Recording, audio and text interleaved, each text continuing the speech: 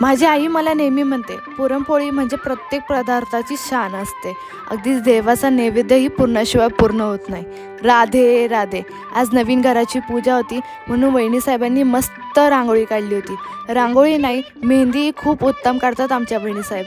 आणि आमचा हा लक्ष्मीनारायणाचा जोडा पूजेला बसला होता.